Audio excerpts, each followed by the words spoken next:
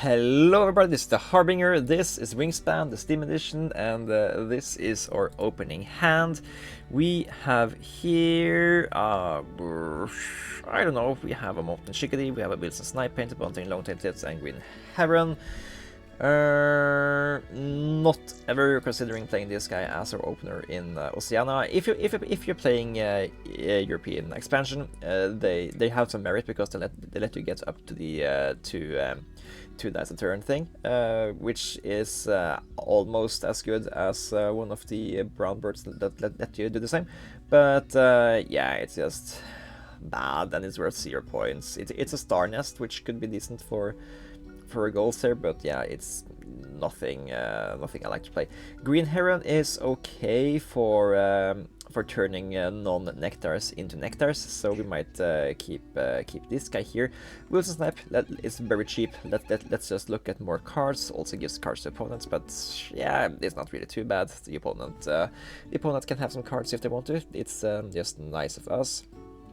Mountain Chickadee is a 2-pointer that gives you more points as the game goes on. Not really too sure if we care for that, but that's the forest pick for us if we are doing that.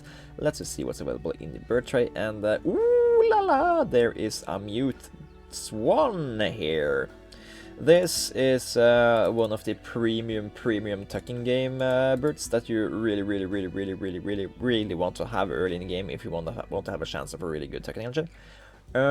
It's also really good because before you get your engine going, you can just tuck one card, draw one card, and it doesn't exhaust resources because you don't want to exhaust resources until you can get far enough head up in the game. Now, this makes things a little bit more interesting. I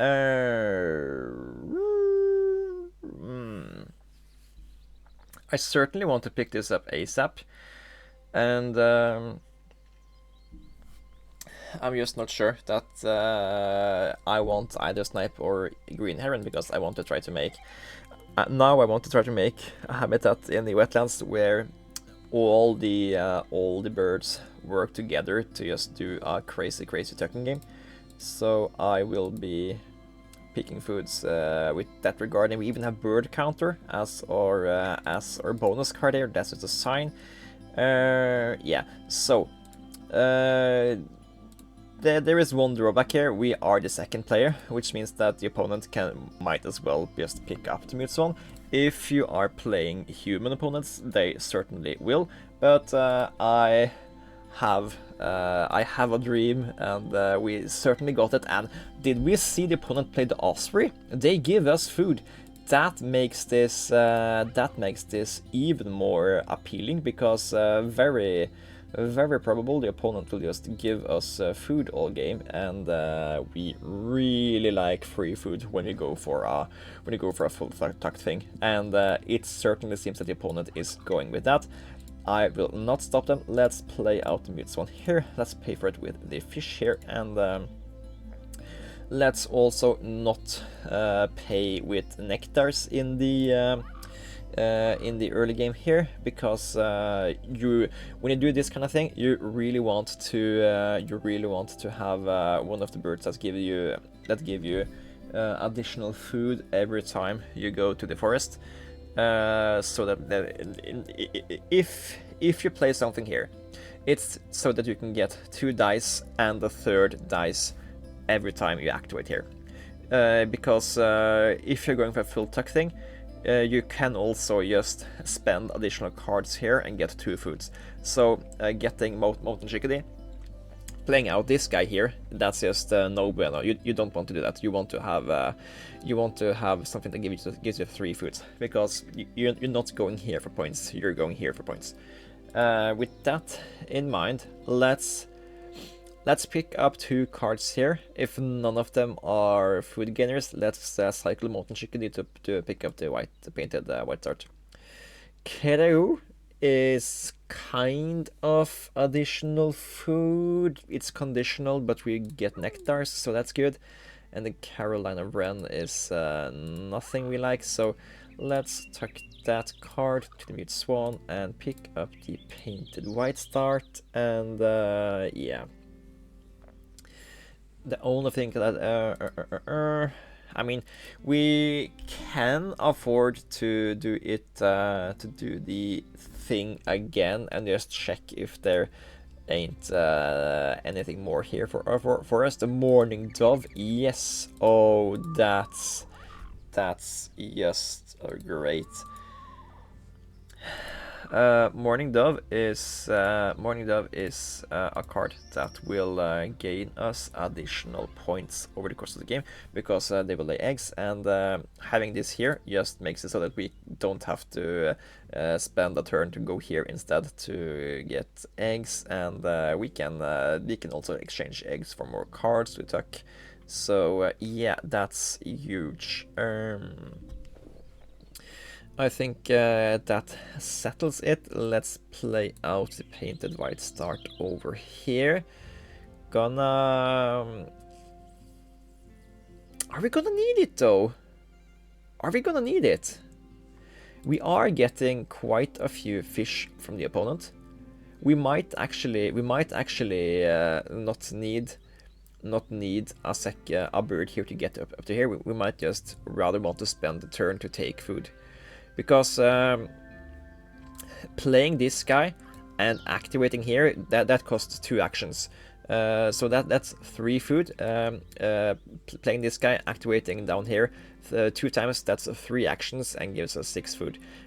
So it's just not until the 4th time you activate here, you are actually gaining more food than if you're just spending cards here to take food.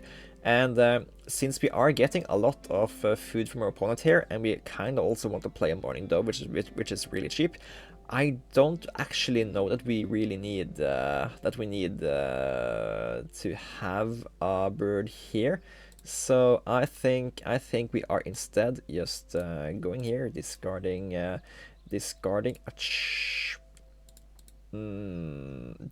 nectar, so we can put a nectar into here. Since this is the only time we're going to the grasslands, taking 2 eggs, and I think we are playing out a morning dove here. He is paying for that with the grains we find within fish. Okay, eat that egg, and yeah, this is an interesting game here. I like this. Laughing Kookaburra, don't really know if I want that. Count Raggis Bird of Paradise, don't really love that either. Let's lay that egg, and I think we are tucking the Mountain Chickadee at least, and I also think we're tucking the painted white start. Taking it there, and let's draw some more cards. Brown Falcon, don't really know about that. I mean, we could get points sometimes here, but we want birds like this that have us guaranteed points. Shark Scrab doesn't count. Cockatiel doesn't count either. This has to spend the resources to get a tucker card. It's just really inefficient. You guys are eaten, and you are tucked, and you are turned into a Vrybel. I don't love the Vrybel here. We if we play it, we run out of spots to play other cool birds in, so that's that. Let's just draw random birds here. And Hinja, I'd much rather want to have the Northern Gannet, because this guy gives us more than one fish. If we get more fish, this just gives us 1 point. Of course, the offset of that is that this guy gives us 1 more point just out of the box, though. But yeah, let's see here. Wedge-tailed eagle. This is a chance-based card I can get behind, though, because they will give you 2 points if their chance strikes, and that averages to about 1 point every time you activate it, and we're gonna activate it a lot of times. So we are probably gonna get our values worth there. Now, we do need some more food to play it out, so let's just sacrifice a bird here, and wrong foods! let's take a vertebrae then, and hopefully we can. We won't be too sad about playing it out into this thing here. Is there a risk? I mean, there's a risk that we want to play out birds that has these food also, but let's just play out this guy, activate it as many times as possible, and get those points going. We are not in the runs for this running goal. We just have to accept that. We could play out. We could in theory play out something like Country with Bird of Paradise, but I don't want to spend that many turns just to make sure we can play specifically that bird. We have to do some math about playing out that guy and giving it an egg, because that's something we can do. We can do without too much hassle here. We don't want you, I don't want you, and I don't want you out. So we do have the food race. We could play this here and lay 2 eggs. That is that's 4 points from this guy. It's 2 points from the eggs, and it's 2 more points from here. So that's 8 points over 2 turns. Is that worth it? I don't know. If it's gonna be worth it, it's gonna. I'm going to spend. The fish. I think we are getting 1, 2, 3 cards. We're getting 1, 2, 3 cards a turn. We're taking 3 cards a turn. We're getting another egg, so that's 4 points, and we maybe getting 6 here. So we are guaranteed getting 6 points here until the egg value falls off. But this guy is also expected value 1, so we're kind of getting 5 points a turn here. So playing this guy and laying 2 eggs and getting 2 more points there, that's actually technically worse than just going over here expected value wise. And over here we can also maybe pick up birds. We are more than happy to play here. Yeah, this is the exactly the kind of thing we want to do. We want to find birds we want to play that give us much more points over the course of the game. This guy is a bird counter bird, so it's worth 3 points plus as many times we can just tuck stuff to it, and we have the food for him. So I'm really glad we kept the food. And this hummingbird can be played for fish, so we don't need to care about that. And we also spends up 2 eggs, which means we can lay more eggs at the morning down the game. And yeah, now again we could lay 2 eggs here into this guy and get 2 points. That is worth 4 points for us. 2 points from the eggs and 2 points from the round and goal. Or we could just go down here, tuck 1, 2, 3, 4 points in cards. That's the same. Also get an egg, and we can maybe get 2 more points for Red-tailed eagle. So this is just worth more points. This is what we're going to do here. Red-winged blackbird is another bird that gives us the chance to tuck cards to get more points. That one will even give us 2 points to tuck as long as they still have egg space. We don't really need the egg space though, because the mourning dove also does the kind of same thing. But I'm not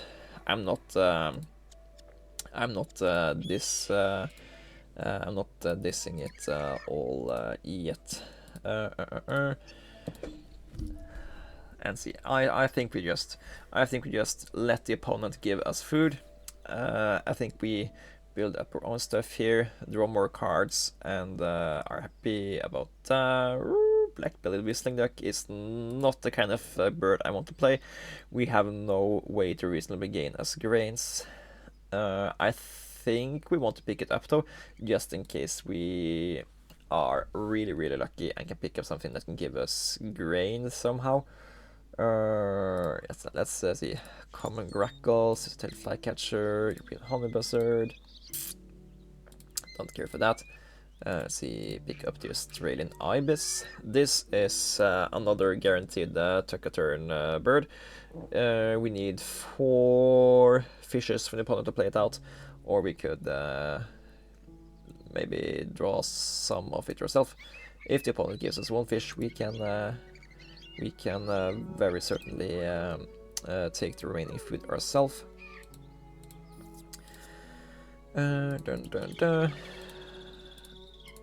So I will be not picking up the black-bellied whistling duck here, because playing out this guy is a priority for me.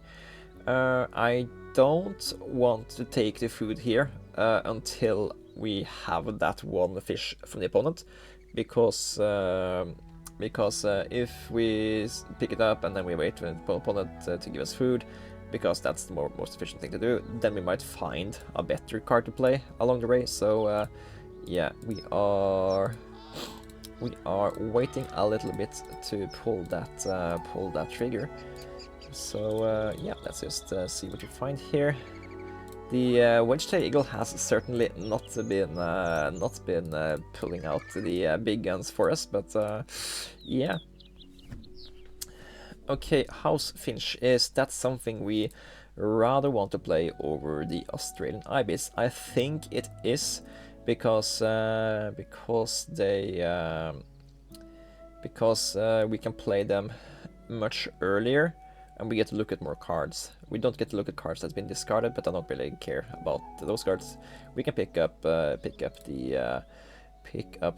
nectars already here, so let's do that.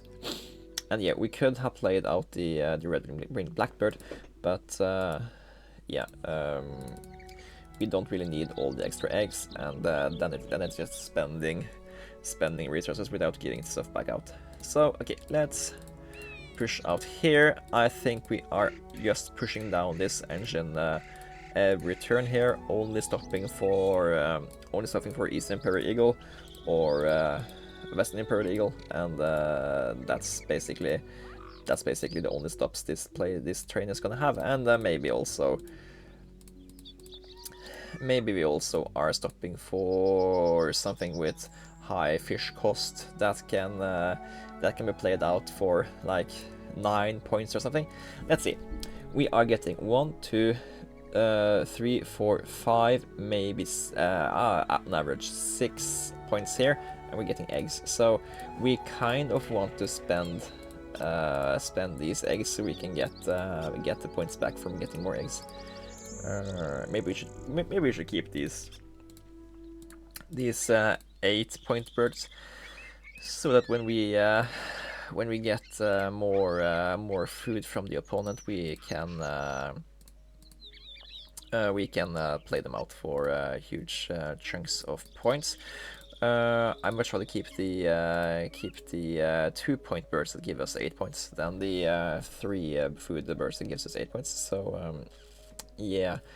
And currently we are looking very good for the last round and goal. Fish Crow is a 6-pointer we can play out for. We can play out for 2 foods, which is gonna be cool, I guess. Let's take that and see what else we get here. Blue Jay Gritted and a little owl. Gonna tuck the Swiss and Hawk here. And get a gold crest that we're gonna tuck here, and we are getting an American coot, which we are looking for here, but let's see, that's not it. We are not laying an egg because there's no space, and we are 1, 2, 3, and tuck. Okay, I mean, Mere Mitchells is also a 2-food 8-pointer because of bird counter. Snow bunting is nice, but we don't have the food for it. Yeah, and just remember, picking up food here is the that we are going over here to take food. That's the completely wrong thing to do, because it will just prolong the amount of. We're gonna spend 2 actions on playing that bird, and not just 1. Ooh, we have to tuck more cards, and yeah, that gives up 2 chances of just going down this amazing engine here, where we have the possibility to just tuck so many cards. But an Eastern Imperial Eagle that can be played for these excess cards we are picking up anyway. That's just gonna be the completely correct thing to do here. And yeah, it's cool to just find these engines here, where we are, as a matter of fact, just only playing 5 birds in the in wetlands. And you do know that there you have to have some specific things go on here for it to really work. Odin Skull would have been amazing together with this engine here. He just really good at picking up good stuffs, but yeah, we didn't really get to do that, and it's a little bit too late in the game to make him actually be worth it. This is the last chance to pick up one of the eagles, and we did not do it. It's totally fine, because we still have a pretty good engine going here anyway. And of course we are probably gonna pick it up now, since it's too late for it to count. Or too late for us to actually play it. Ooh, thank you. We can play that egg, and tuck. Put one here, one here, and that is assembly crane, okay.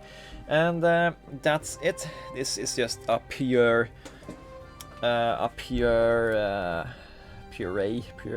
just a pure wetlands build here. We get actually disgustingly a lot of points out of the rounding goals for only playing out 5 birds here, and that's GG.